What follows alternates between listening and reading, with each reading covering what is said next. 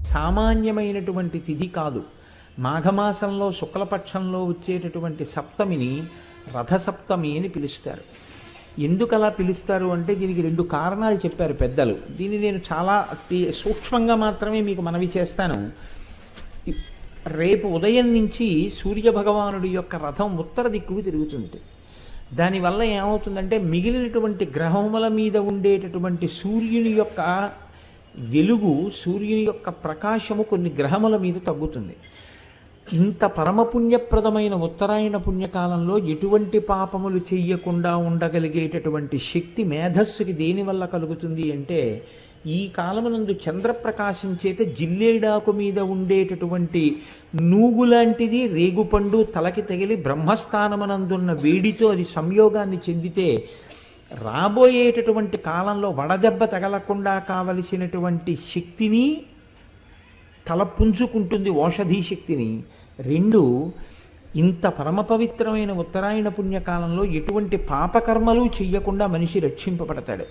మూడవది ఏమిటి అంటే, మీకు ఇందాక చెప్పానే యావజ్జీవ కారాగార శిక్ష పడిన వాడిని 12 సంవత్సరముల తర్వాత వదిలేసినట్టుగా ఈశ్వరుడు ఒక్క మనుష్యుడికే ఒక అనుగ్రహం ఇచ్చాడు. ఇది ఎంత తేలికైన అనుగ్రహం ఇచ్చాడంటే, రేపటి రోజు ఉదయం రథసప్తమి తిథి ఉండగా సమంత్రక స్నానం చెయ్యాలి.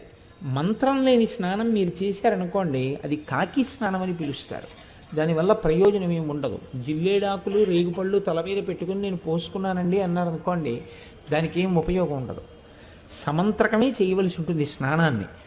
దాన్ని మంత్రస్వరూపాన్ని ఏం చేస్తారంటే అందరికీ అందుబాటులోకి తీసుకురావడం కోసం మంత్రం అంటే అంగన్యాస కరన్యాసాలు ఉండాలి, ఒక ఉపదేశం ఉండాలి.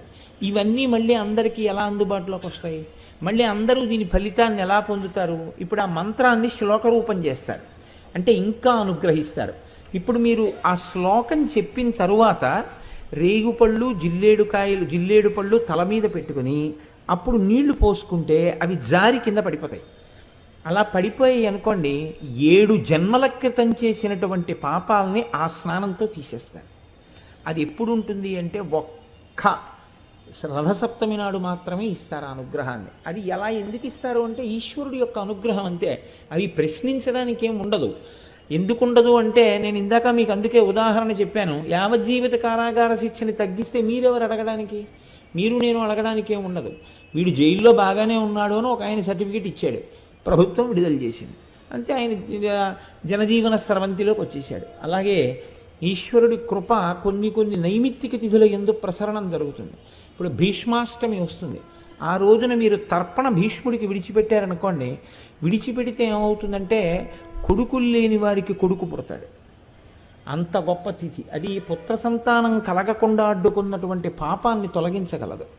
అంత గొప్ప శక్తులు కలిగి ఉంటాయి. దానికోసం పెద్దలు ఏం చేస్తారంటే, భవిష్యోత్తర పురాణంలో ఈ విషయాల్ని ప్రస్తావన చేస్తూ దానికి సంబంధించినటువంటి శ్లోకాన్ని ఇచ్చారు. సరే, మనకి తెలుసున్న విషయం ఎలాగో ఉపన్యాసాలు చెప్తున్నాం కదా, మనం నలుగురికి చెప్తే ఎవరు దాని యందు ఆస్తిక్య బుద్ధి ఉందో దాన్ని వారు వినియోగించుకుంటారు అని నేను ఆ శ్లోకాన్ని ఇవాళ రాసుకుని రావడం జరిగింది. ఒక్కసారి మీరు వినండి, రేపు ఆ శ్లోకం చెప్పుకోండి. యజ్జన్మ కృతం పాపం మయా సప్తమ జన్మసు తన్మే రోగంచ శోకంచ మాకరీహంతు సప్తమి ఏతజ్జన్మ కృతం పాపం యచ్చ జన్మాంతరార్జితం మనోవాక్కాయజం యచ్చ జ్ఞాతా జ్ఞేతే చయే పునః ఇది సప్తవిధం పాపం స్నానాన్నే సప్తసప్తికే సప్తవ్యాధి సమాయుక్తం హరమాకరి సప్తమి. 7 జన్మలలో 7 రకాలుగా చేసినటువంటి పాపముల వలన నేను పొందబోతున్నటువంటి 7 రకములైన భయంకర వ్యాధులు ఏ ఉన్నాయో వాటితో సహా ఓ సప్తమి, నేను ఈరోజు ఉదయం చేస్తున్నటువంటి ఈ స్నానము చేత ఆ దురితము తొలగుగాక అని సంకల్పం చేసి ఎవరు స్నానం చేస్తారో వారికి ఆ పాపాన్ని తొలగిస్తారు. కాబట్టి ఇప్పుడు నేను చదివిన శ్లోకాన్ని రేపు మీ అందరూ చదువుకుని చక్కగా స్నానము చేయుదురుగాక. చక్కగా సమంత్రకంగా స్నానం చేయండి. దానివల్ల ఈశ్వరుడు యొక్క అనుగ్రహాన్ని పొందండి. ఈశ్వరుడు అనుగ్రహిస్తే మాత్రం ఎంతమంది ఈ శ్లోకం చదివి స్నానం చేస్తారని మీరు అనుకుంటున్నారు? చేసుకోలేరు. ఆ అదృష్టం ఇవాళ లలితాపరాభట్టారిక మనకి కల్పించింది. ఈ ఉపన్యాసాలు అవుతున్నాయి కాబట్టి నేను ఇవాళ ప్రస్తావన చేశాను. కాబట్టి ఈ అవకాశాన్ని ఎవరికి దాని యందు నమ్మకం ఉందో వారు వినియోగించుకుందరుగాక. నమ్మకం లేని వాళ్ళు ఈ సభలో ఉన్నారని నేను అనుకోను. అసలు సూర్యనారాయణమూర్తి యొక్క దర్శనం చేత సూర్య ఆరాధనగా, మూర్తి లేకుండా ఆరాధనని శాస్త్రం అంగీకరించింది.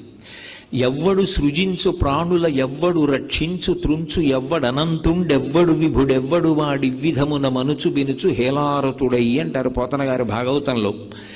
ఈ సమస్త సృష్టిని ఎవరు చేస్తున్నాడో, ఈ చేసినటువంటి సృష్టిని అంతటినీ కూడా ఎవరు నిలబెడుతున్నాడో, ఈ సృష్టిని అంతటినీ మళ్ళీ హేళగా ఎవరు లయం చేస్తున్నారో ఆయనే పరబ్రహ్మం. ఆయనే ఒకనాడు సృష్టికర్త బ్రహ్మగా కనపడతాడు. ఆయనే ఒకనాడు స్థితికర్త శ్రీ మహావిష్ణువుగా కనపడతాడు. ఆయనే ప్రళయకర్త అయినటువంటి మహేశ్వరుడిగా కనపడతాడు. కానీ సూర్యనారాయణమూర్తి దగ్గరికి వచ్చేటప్పటికి ఒక విశేషం ఉంది. పరబ్రహ్మస్వరూపం అనుభవంలోకి వస్తుంది తప్ప పరబ్రహ్మముగా ముగ్గురు మూర్తుల యొక్క కలయిక స్వరూపంగా కరచరణాదులు లేకుండా ఈ మాంస చక్షువుతో దర్శనం చేయడానికి వీలైనటువంటి వెలుగుల ముద్దయినటువంటి పరబ్రహ్మస్వరూపం ఏది అంటే ఒక్క సూర్యనారాయణమూర్తి. మిగిలిన వాళ్ళెవరినైనా సరే కరచరణాదులతో కూడినటువంటి మూర్తిని మనం ఒక విగ్రహంగా ఉపాసన చేస్తాం. ఒక్కొక్కసారి ఆయన అనుగ్రహిస్తే ఏ రూపంలో మనం ఆరాధన చేశామో ఆ రూపంలో దర్శనాన్ని ఇస్తూ ఉంటాడు. వేదాహమేతం పురుషం మహాంతం ఆదిత్యవర్ణం తమసస్తుపారే సర్వాణి రూపాణి విచిత్య ధీర నామాని కృత్వాభివదన్ యదాస్తే అంటారు.